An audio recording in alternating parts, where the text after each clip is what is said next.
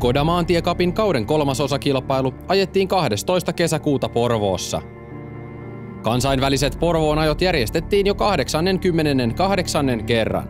No kyllä tämä on varmaan melkein Suomen kovin. Jos Roosendalia ajettaisiin vielä toiset samanlaiset kierrokset, niin se olisi ehkä kovempi, mutta kyllä tämä on varsinkin tällaisella kelillä, kun tuuli on noin kova, niin tämä on kyllä kova reitti. Et Kerkkoonmäki 7 kertaa ja sitten tässä nämä maalimäet vielä päälle, niin kyllä tämä on niin kuin voisi sanoa, että Suomen kovin reitti.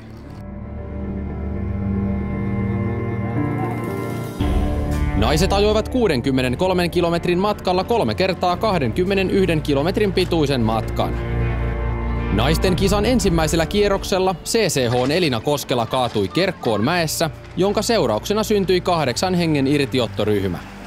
Naiset ajoivat yhdessä M16-sarjan kanssa ja irtiottoryhmään selvisivät IK32 Minna-Maria Kangas ja TVC:n Pia Pensaari. Kilpailun ratkaisu nähtiin 5 kilometriä ennen maalia, kun Minna-Maria Kangas ja Hyvinkään pyöräilijöiden Otto Mielikäinen lähtivät irti. Kangas voitti naisten eliten 30 sekunnin erolla toiseksi tulleeseen saman seuran Antonia Gröndaaliin. Kolmanneksi ajoi Hyvinkään pyöräilijöiden Maija Syrjä, joka sai pukea maantiekapin keltaisen johtajan paidan päälleen. No ensimmäisellä kierroksella oltiin virolaisten poikien kanssa, minä ja Pensaaren Pia, karussa pääjoukkoa ja toisella kierroksella sitten pääjoukko ajoi meidät kiinni ja meno vähän rauhoittui. No kolmannella kierroksella sitten pääsin noin 5 kilometriä ennen maalia niin yhden ajajan kanssa irti ja sitten vuorovedolla maaliin asti tultiin.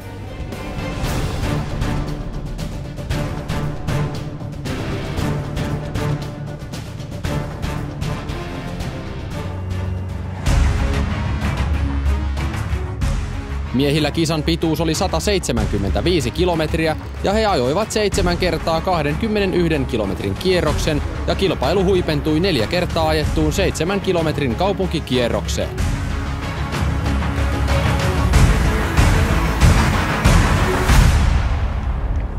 Miesten elitessä kisaan starttasi 98 kuskia taistelemaan maantiekapin pisteistä.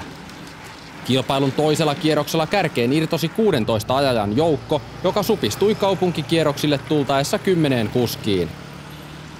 TVD-Lenkkenin Juho Hänninen oli viimeisen täyden kierroksen kokonaan yksin kärjessä. Loppuhuipennus nähtiin, kun Hännisen seurakaveri, viime vuoden tempon ja maantien hallitseva Suomen mestari Samuel Pökälä oli lähtenyt pääjoukosta yksin irti ja ajoi Hännisen kiinni. Pökälä teki ratkaisun aivan kisan loppuvaiheilla ja kuittasi voiton itselleen.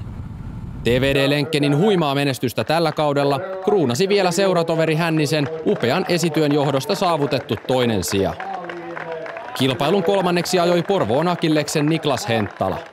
Tuntuu kyllä ihan mahtavalta, että syksyllä niin asetin tavoitteeksi Porvoon ajot tälle kaudelle, että se on kuitenkin semmoinen suomalainen klassikko, joka varmaan jokainen haluaisi voittaa. Ja se tuli nyt, että tuntuu kyllä tosi hyvältä.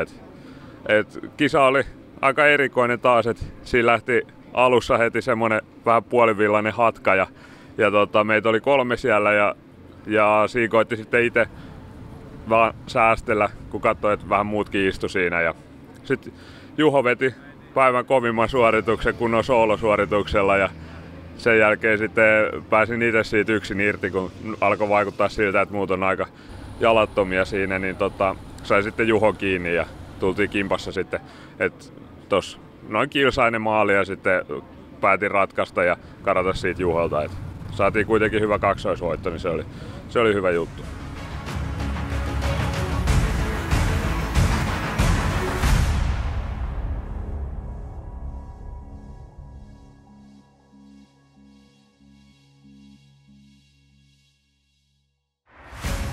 Jaakko Hänninen jatkaa maantiekapin kärjessä ennen kauden seuraavaa kilpailua. Pökälä nousi voittonsa myötä toiseksi ja CCH:n Aimo Pyykkönen on sarjan 3. paikalla. Kausi jatkuu 18. ja 19. kesäkuuta Satakunnan ajoilla.